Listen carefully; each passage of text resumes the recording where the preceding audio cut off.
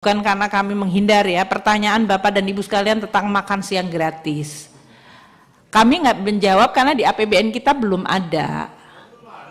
Di 2023 kan belum Bapak. 2024 kan tidak ada. Kalau ini adalah untuk pemerintah yang baru, Bapak dan Ibu, kami nanti ke Bapak dan Ibu sekalian mulai dari camp PPKF, kebijakan ekonomi makro, pokok-pokok fiskal, itu sudah ada postur besarnya.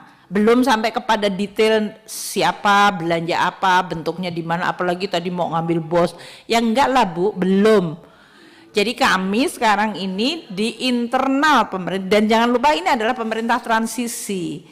Jadi kami juga akan lihat sama dengan tradisi transisi, kita akan membantu untuk mendesain APBN transisi itu dengan etikanya ya Bapak ya dan Ibu 16 Agustus. Tapi nanti pelaksananya untuk pemerintah baru. Nah, ini perlu ada fatsun politik dan komunikasi politik yang kita coba jaga secara proper lah Pak ya. Jadi dalam hal ini.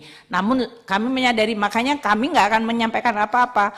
Kalau tadi disampaikan oh sudah dibahas di kabinet, itu waktu kita ngomongin camp PPKF itu baru postur besar Pak. Tapi kalau ada yang menyampaikan oh tadi kita ngomongin makan siang gratis, setahu saya sih enggak Pak. Karena camp PPKF kita belum ngomongin, boro-boro ngomongin belanja KL. Postur aja kan masih dalam bentuk range Pak. Iya kan? Itu pun masih pembahasan sangat awal. Jadi mohon maaf sekali Bapak dan Ibu sekalian, apalagi ini bulan puasa, mohon dibukakan pintu maaf sebesar-besarnya. Saya nggak bisa komentar mengenai makan siang gratis gitu. Itu aja. Ya, sama saya aja. Karena nggak ada makan siang gratis. Ya. Kemudian Bu Menteri sebelum lanjut, masih kebetulan Bu Menteri dan di Undang-Undang Sistem Perencanaan Pembangunan Nasional disebutkan bahwa APBN disusun berdasarkan RKP. RKP disusun berdasarkan RPJMN. RPJMN ditetapkan oleh Presiden terpilih paling lambat 3 bulan setelah dilantik. Padahal dilantiknya 3 Oktober. Jadi RPJMN paling lambat muncul bisa seminggu setelah dilantik, tapi paling lambat 3 bulan. Sementara kita membahas APBN 2025 selesai sebelum pelantikan. Jadi mohon dalam menyusun APBN 2025 batasan-batasan ini dipakai. Jadi lebih mudah sebenarnya. Karena hanya belanja-belanja rutin. Tidak ada belanja program.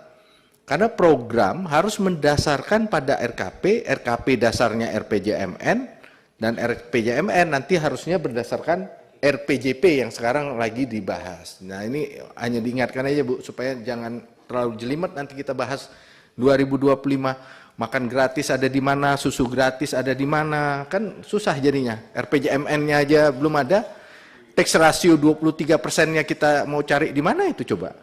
RPJMN-nya belum ada. Tunggu RPJMN aja, tertib aja kita Bu. Itu aja Bu masukannya Bu. Siap. Jawabannya itu aja Pak Nurfi, siap. Jadi kan transisi politik kan nggak cuma tahun ini Bapak, jadi kami juga akan tetap tadi untuk transisi politik, terutama yang nanti menyangkut RKP transisi, RPJP, tidak ada RKP transisi ya. Kami pasti akan pastikan untuk RAPBN 2025 mengikuti tadi yang diatur di dalam undang-undang. Artinya itu yang disebut, kalau dalam bahasa populernya disebutnya baseline ya Pak ya. Baseline itu ya yang memang rutin seperti gaji dan yang lain-lain kita lakukan, kita alokasi. Dan kita nanti juga komunikasikan kepada incoming government, yaitu pemerintah selanjutnya.